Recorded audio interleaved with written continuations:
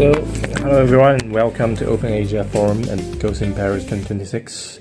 This is a conversation series where we speak with our brilliant GOSIM speaker. We focus on the questions that are really changing technical direction and on how those changes reshape the developer world, research judgment, and the skills that will matter next. So I'm your host, Eric Wong from CSTM. Today I'm very happy to speak with Jad Fayad. Jad brings a rare perspective to physical AI through computational biomechanics, so like robotics and real clinical workflows. So today I'd love to talk with him about what's robotics may be one of the most demanding and revealing frontiers of physical AI.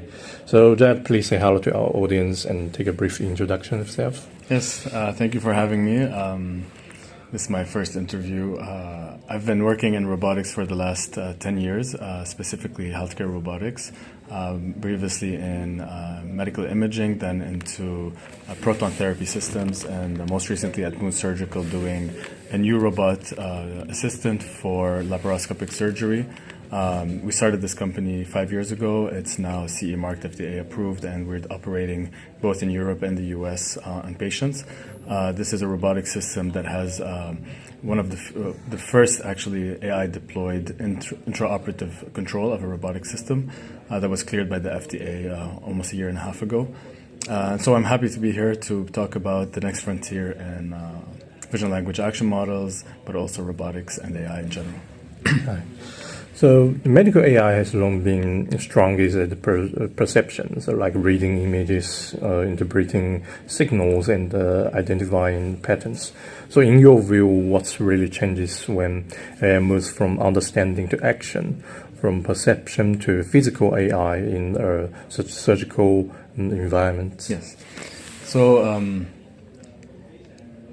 perception and AI with AI is something that I was exposed to when I was at GE Healthcare, and it was the beginning of computer vision to analyze CT and molecular imaging.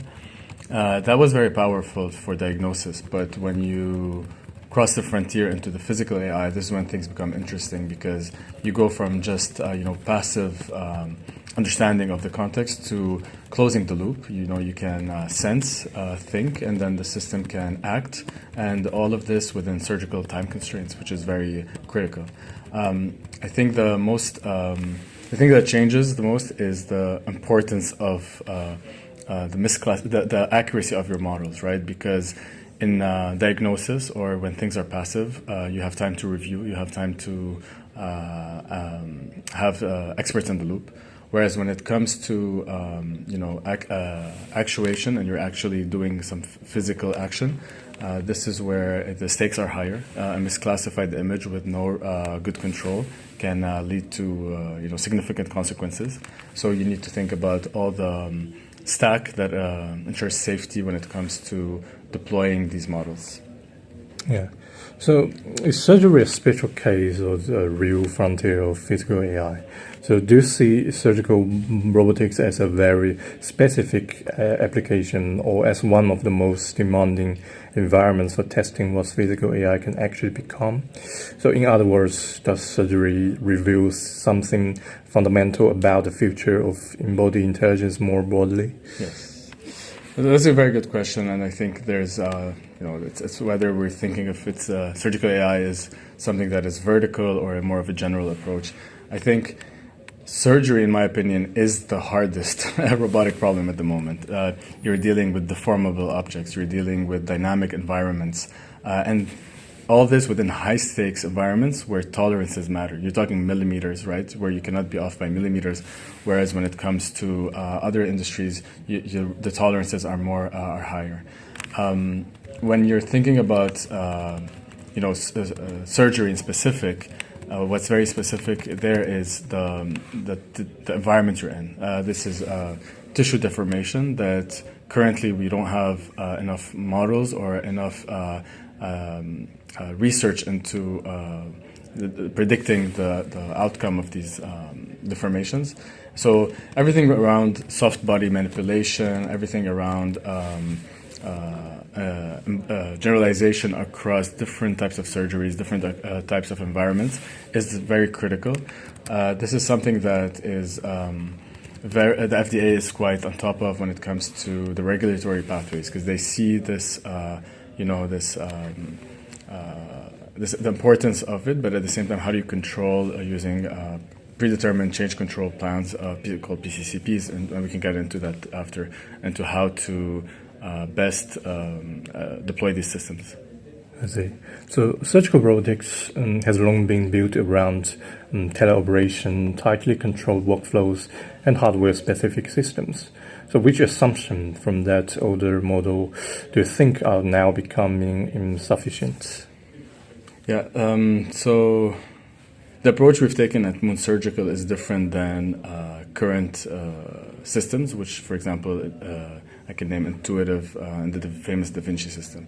It's been always, a closed proprietary hardware-specific system, and the assumptions that we are challenging at Moon are different. So first off, when it comes to teleoperation, we don't do teleoperation, we're doing co-manipulation, which is a different approach to traditional surgical robotics.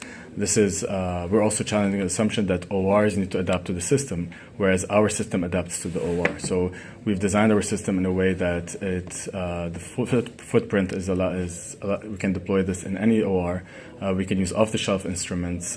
We can go into any OR today, and the surgeons can use it straight off the shelf. And so these are two assumptions around the workflow or the environment, but there's also assumptions around the data collection that comes out of these systems. And it's always been for training such models, it's always been, okay, we need clinical data, we need data from the field. Whereas today, the assumptions that we are challenging with these new types of models is, can we use synthetic data? Can we use phantom data? Data that we can easily generate in the lab, in simulation, that allows us to unlock different types of surgeries, different types of applications. I see.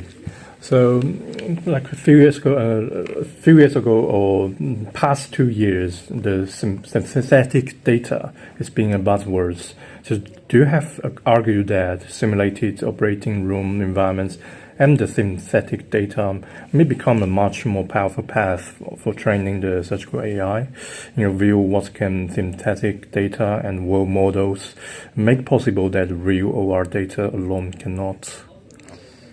Yeah, that's a very good question that we've been working on. So synthetic data solves two issues, in my opinion. One is data scarcity, and two is edge cases. So when it comes to data scarcity, we have an uneven distribution of data when we collect it from the field, because we don't do all surgeries in equal amounts, and we don't have the same environment. So what it allows us is to generate a lot of data that we are not dependent on actual deployed systems in the field, but also that we're able to generate a lot of counterfactual events, whereas like what happens if this instrument is coming 10 degrees more from the top, what happens to the detection of our model? So in those cases, we're able to generate a lot of different cases that we and fight against the scarcity of data from the field. The second being edge cases. When training these models, you need them to be able to handle the long tail of events, and so you want them to be to have been trained on very rare complications that can happen in surgery, unusual anatomy, bleeding, occlusions, all these different things that if you just take standard clinical cases, your model will not know how to react to these unexpected events. So so basically synthetic data allows us to fight against the scarcity, but also allows us to train our models on the edge cases. I see. So OpenH points toward the future where models can learn across very different robotic systems. So how far can cross-embodiment, generalization really go before procedural specific or hardware specific precision becomes the more decisive factor again? Yes, so actually GROOT H is the first open VLA for medical robotics. And so this, we've in our published paper, we've shown that it achieves 25% end-to-end task completion versus 0% for all baselines. And the reason is that the cross-embodiment allows these models to generalize pretty well, but most importantly at the semantic and task level, right? Like if we're saying grasp the tissue, retract, and maintain tension, these concepts transfer pretty well across embodiments. When it starts to break down, it's on the kinematic level, right? Because different robots have different workspaces, joint configurations, different dynamics. And this is where fine-tuning comes in. And so the idea of GROOT H as a model was to have this general model that you can then easily post-train and fine-tune on your specific task, but also on your specific data set, but also on your specific embodiment. And this cross-embodiment architecture of the GROOT H allows using flow matching at the diffusion level to have different outputs for different embodiments. And so basically, for specific tasks, like at Moon Surgical, we have ScoPilot. This is great because this is a narrow task. We take this general model and then we specialize it for that task, and we will see we're seeing cross-embodiment generalization pretty well there at this high-level semantic tasks. The honest answer is I think generalization will dominate for task understanding, so like the rough control. Whereas the hardware-specific precision will come at the final, micrometers. This is what matters at the clinical level. Those will happen at the specialization, at the fine-tuning of these models. I see. So let's talk more broadly. If surgical robotics becomes more open, more data-driven, and more model-centric, do you think this mainly changes research speed, or could it also reshape the balance of power between hardware makers, software layers, datasets, and the foundation models? Yeah, so in the old model, the moat of OEMs is the hardware, but also the data lock-in. So if the data is open, and then the moat, you would think that it shrinks. But I think that the value is shifting towards those who control the best deployment and the best training infrastructure. And so the difficulty when it comes to surgical robotics is really at the deployment layer, in my opinion. It's much harder to deploy these models than to train them. And so the whole entire stack of, showing that you've trained on the right data, that you have validated this model's outputs, that you've verified end-to-end that the application that you've built works, to the FDA, to the regulatory bodies. This is the tough layer. And so I think having this open approach, for example, Open H and GROOT H, and open as a consortium, it will commoditize this base layer, and it will accelerate everyone to be able to build these types of applications. But at the same time, the moat will come from the ability to deploy these in the field.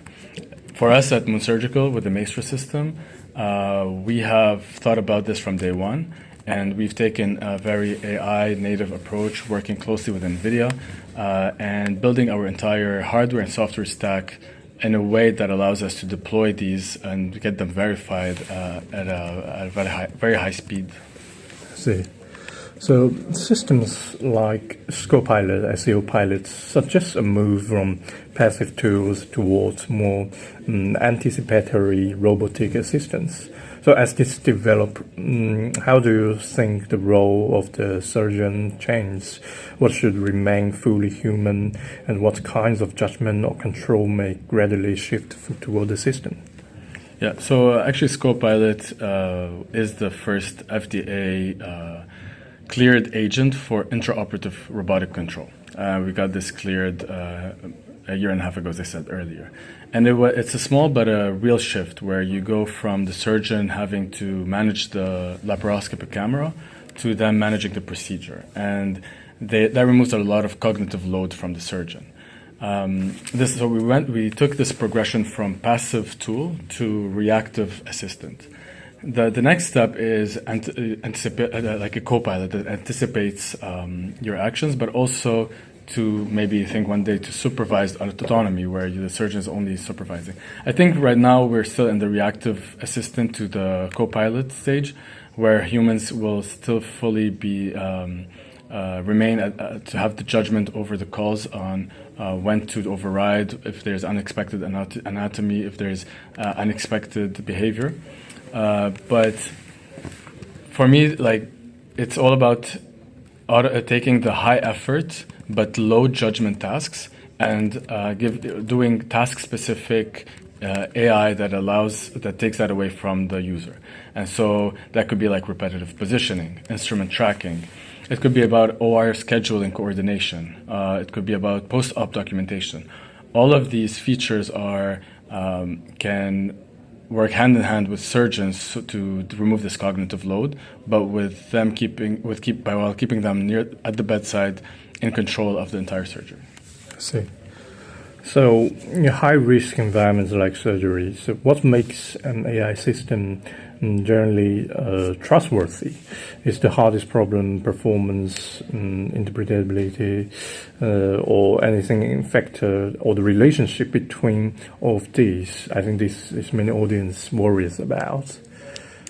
Yeah, I think so. People think that the hardest problem is, the performance of the model, the output of the model, but it's not. It's way beyond that. It's the predictable performance that you get end to end across a distribution of patients, across a distribution of OR, surgeons, edge cases, right? So that you want to design your system in a way that allows you to deploy this. And so I think when it comes to regulation, the FDA has agreed upfront to, if you define with them the criteria at which a software can be updated, which is called a predetermined change control plan. This allows you to update your model in the field. So you can change your model while keeping the whole stack in place. And this predetermined change control allows you to, while your model gets better, to deploy new versions of it in a controlled manner without having to do a full reclearance, which is the biggest bottleneck. And so if you have your entire stack built in such a way that no matter, as long as if you've built your stack that is perpendicular to the model's performance, you will be able to get that cleared much faster through PCCPs. And so I think trust in the medical world is built incrementally, and what we've decided to start with are the low risk but high frequency tasks, and that is like in our case was co-pilot, which is the repositioning of the camera, and that is before going into higher risk ones. And co-pilot was the first right step for us to get that cleared and be able to update the model as we go. Yeah. So many people worry about healthcare, worry about our own body. So sometimes it overestimates to the surgery and the physical AI. So looking ahead, what do you think is the most overestimated in today's conversation around physical AI for surgery? And what is still underestimated, people haven't focused on, but may prove this is decisive in the next phase? Yes. I think what's overestimated is whenever I talk to people about surgical robotics, they think full autonomy. This robot that walks in and does the full surgery end to end. But that's not what I think is achievable, especially in the short term. I think what's achievable, and we've shown with Copilot, is this very high, this task-specific autonomy, where surgeons are supervising a very a task that is high frequency but low judgment, and so you're able to take that cognitive load out of the surgeons. And surgeons love Scopilot because they don't have to worry about repositioning the camera. It's done automatically, but they have control. They can override at any time. And I think in the long-term future, will the surgeon still be human in the loop? At Moon Surgical, that is the philosophy we've adopted. Our system, our robotic system, is a co-manipulated system. Those are robots that you can override at any time, and those are that's the safety infrastructure that we've invested in and designed from day one. This surgeon in the loop behavior, and so. The way that the arms are controlled today are not. They can be in full autonomous mode, but they can be. The surgeon can take control at any moment in time to reposition at unexpected events. And so I think surgeon in the loop is important, but only you don't want them always in the loop. Yeah. You want them in the loop at critical moments, and building this also infrastructure where actually it's also the system itself is asking for surgeon input when it is unsure of what the next step to do is the better approach than having the surgeon only just requiring the surgeon to override at any moment. But when you talk in the loop, is like you want to design your system to request human input when in a high stakes decision. I think something also that is overestimated is these models, these foundation models. I think what's the bottleneck in surgery is the deployment. It is not the model itself, and that's why I think doing this in an open way pushes everyone to think of their specific safety and regulatory pathway that is completely different per application, per embodiment. I see.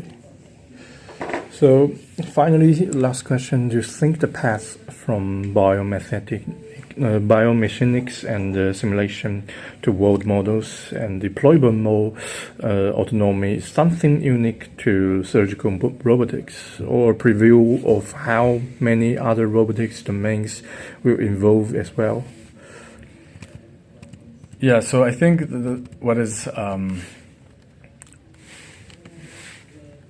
Yeah, I think so. In the context of surgery, in the high-stakes environment, the problem that we haven't solved yet is the deformable and soft tissue modeling. I have come from a biomechanics background before going into robotics, and that is a thing that we were doing in research 15 years ago, and it is still in research today. And so it's something that is very hard to model, especially in real time. And so I think we're seeing this in other industries, like, for example, textile manufacturing or food processing, where you also have soft tissue, but the stakes are much lower, and the margin of error is acceptable. That is not the same in surgery. So I think we're seeing that similar path in different industries, but the ability to model this in very dynamic environments and in surgery, but also when you have different organs with different material properties, it's much harder to do that pathway. But I think the world models, as we saw, so as part of the Open H and GROOT H, NVIDIA trained as part of this research paper Cosmos H, which is this world model for surgical simulation, is showing early signs of promise to predict the next frames, to be able to model what it would look like in the abdomen based on the actions of the surgeon. But this is a long way to go. I think what is important here in the context of surgical robotics, it is to have this architecture in place to train these models quickly on a large amount of data, that you've done it, that you have it from synthetic, but also from clinical data, having the whole pipeline in place to be iterate quickly, be able to have simulations to test, not just generate data, but to test them, and especially at the edge cases, and have all of this transparent so that regulatory bodies can audit and can more easily approve, is the moat, and it is where most of our effort is going into. I see. So that's all the questions. Thank you again for your time, Jade. So it's really impressive talk, and really opened my sight, because I never use surgery AI, and I hope all the audience don't need to use it. So, and if you enjoy this conversation, please keep following Open AGI Forum at GOSIM Paris 2026. And before we wrap up, could you also share how people can follow your work and stay in touch with what you're doing? Yes. So thank you for this talk. It's very interesting to be able to talk about the application of AGI, especially when it comes to, in my opinion, the most value we can do as people is save people's lives and improve the quality of other people's lives. So if people want to learn more about what we're doing, please follow closely what is coming out of Open H, and it's an open data set, and Open GROOT H and Cosmos H. Those are all on Hugging Face. Those are public data sets, and we just published a paper. When it comes to me personally, you can follow me on LinkedIn and on Twitter. I'm posting a lot there on what we're working on. Okay, thank you, Jade. Shout out to Jad Fayad. See you next time. Yes, thank you.